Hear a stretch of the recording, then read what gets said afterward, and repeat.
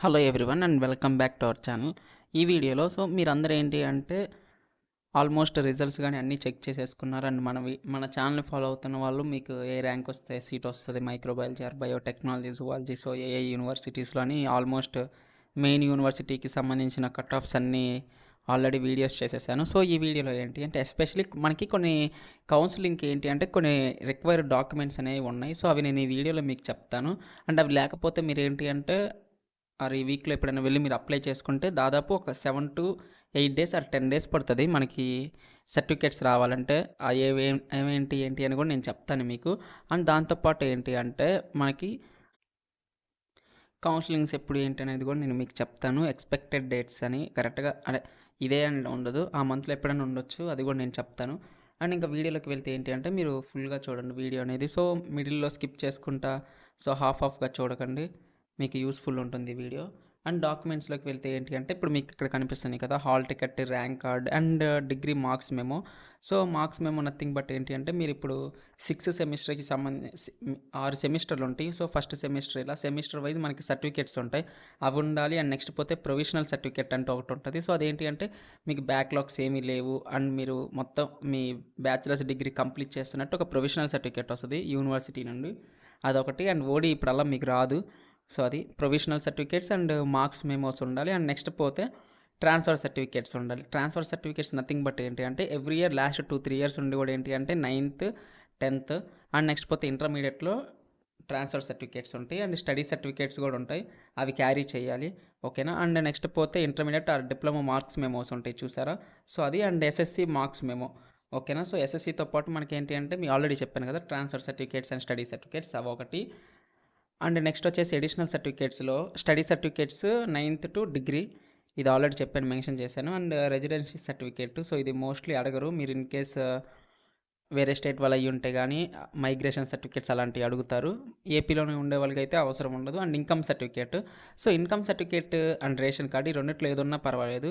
In case mostly ఏంటంటే income సర్టిఫికేట్కి ఎవరైనా లేకపోతే ఇప్పుడు వెళ్ళి మీరు అప్లై చేసుకోండి ఈ వీక్లో ఆర్ ఎప్పుడన్నా. ఈ మంత్లో ఏంటి అంటే మోస్ట్లీ 10 డేస్లో వచ్చేస్తుంది. మీరు కౌన్సిలింగ్స్ ఉన్నప్పుడు స్పాట్ అని వెళ్ళి మీరు అడిగారంటే ఇవ్వరు, మీకు దాదాపు 10 డేస్ పడుతుంది అప్లికేషన్ పెట్టుకుంటే. ఇన్ కేస్ ఎవరి దగ్గర ఉంటే మీరు ఏంటి అంటే 2026 అప్డేటెడ్ది ఉంటుంది. కొంతమంది ఏంటి అంటే 4 years ఉంటుంది మనకి ఏంటంటే వ్యాలిడిటీ. అలా కాకుండా మీరు అడిగితే ఏంటి చేసిస్తారు. మీరు అడిగితే ఇలా కౌన్సిలింగ్ కావాలి స్టడీ పర్పస్ అంటే 2026 ఇస్తారు, ఎటువంటి ప్రాబ్లం ఉండదు. అండ్ క్యాస్ట్ సర్టిఫికేట్, సో ఇది కూడా ఏంటి అంటే మనకి అప్డేటెడ్ ఉండాలి 2026. ఓకేనా. సో ఇన్కమ్ ఎందుకంటే మనకి స్కాలర్షిప్స్ ఉంటాయి చూసారా, దానికి ఎలిజిబిలిటీ ఉందా లేదా అనేది ఇన్కమ్ సర్టిఫికేట్స్ మీద డిపెండ్ అయ్యి ఉంటుంది, ration card and income certificate మీద. క్యాస్ట్ సర్టిఫికేట్ ఏంటంటే మీకు రిజర్వేషన్కి యూస్ఫుల్ ఉంటుంది. సో సీట్ అలాట్మెంట్స్ అప్పుడు మీకు ఏంటి అంటే చాలా యూస్ఫుల్ ఉంటుంది.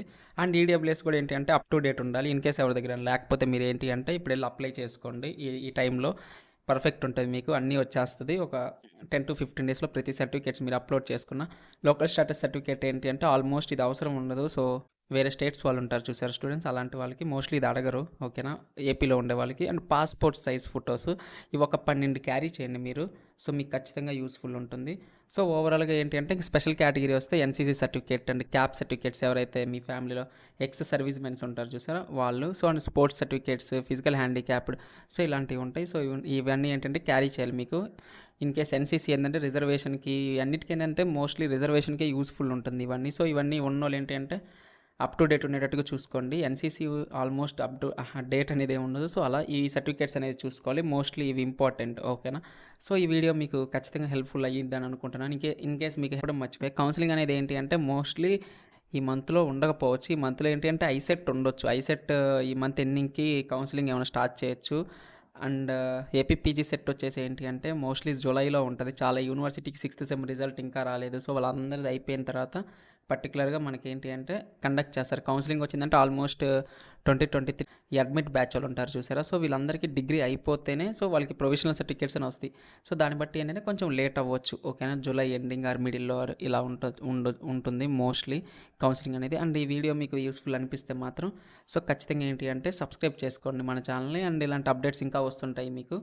లైక్ చేయండి, ఎక్కువ మందికి రీచ్ వెళ్తుంది. Thank you.